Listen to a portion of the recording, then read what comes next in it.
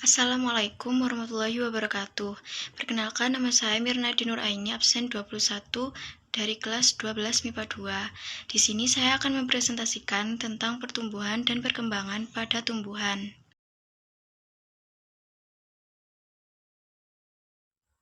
Perbedaan pertumbuhan dan perkembangan di sini yaitu yang pertama, pertumbuhan mengalami bertambahnya ukuran seperti panjang, lebar, volume, dan massa, sedangkan perkembangan mengalami proses menuju kedewasaan. Yang kedua, pertumbuhan bersifat kuantitatif sedangkan perkembangan bersifat kualitatif.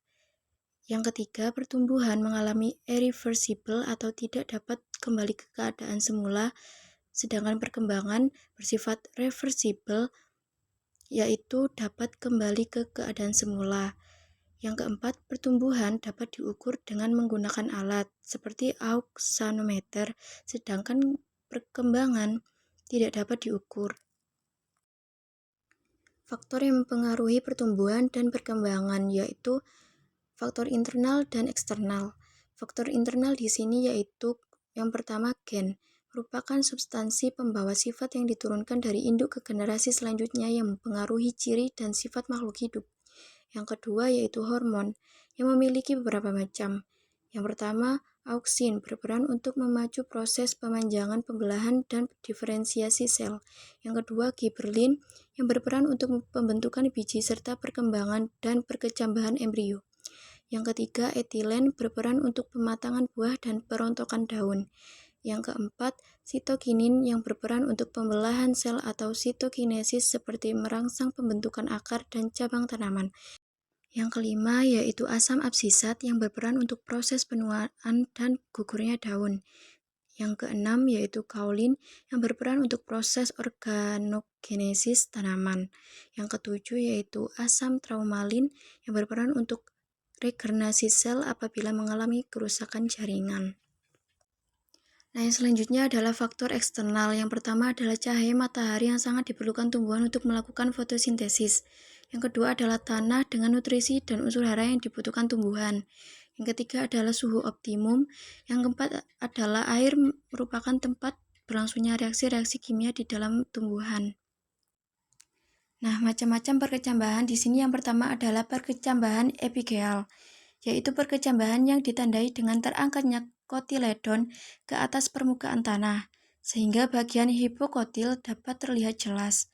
Kotiledon akan melakukan proses fotosintesis selama daun belum terbentuk.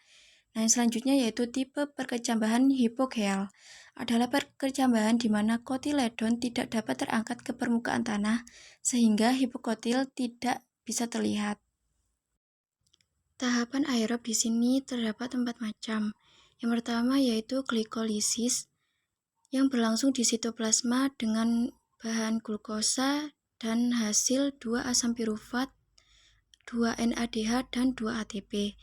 Yang kedua yaitu dekarboksilasi oksidatif yang berlangsung di matriks mitokondria dengan bahan 2 asam pirufat dan hasil 2 asetil-CoA, 2 CO2, dan 2 NADH.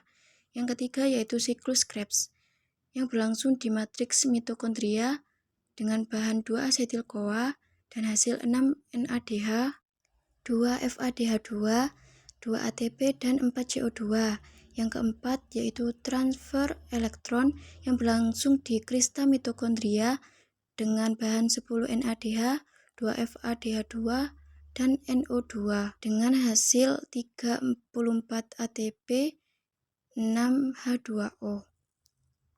Tahapan anaerob di sini terdapat 2 macam yaitu fermentasi alkohol dan fermentasi cuka.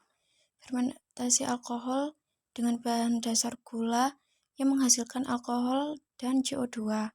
Fermentasi cuka yang dengan bahan dasar alkohol yang menghasilkan asam cuka dan H2O. Percobaan fotosintesis terdapat 3 macam. Yang pertama, percobaan Engelmann yang membuktikan bahwa fotosintesis berjalan paling efektif pada spektrum warna tertentu. Yang kedua yaitu percobaan Ingenhousz, yaitu percobaan yang membuktikan bahwa fotosintesis tumbuhan menghasilkan oksigen. Yang ketiga yaitu percobaan Van Helmont, percobaan yang membuktikan bahwa fotosintesis membutuhkan air.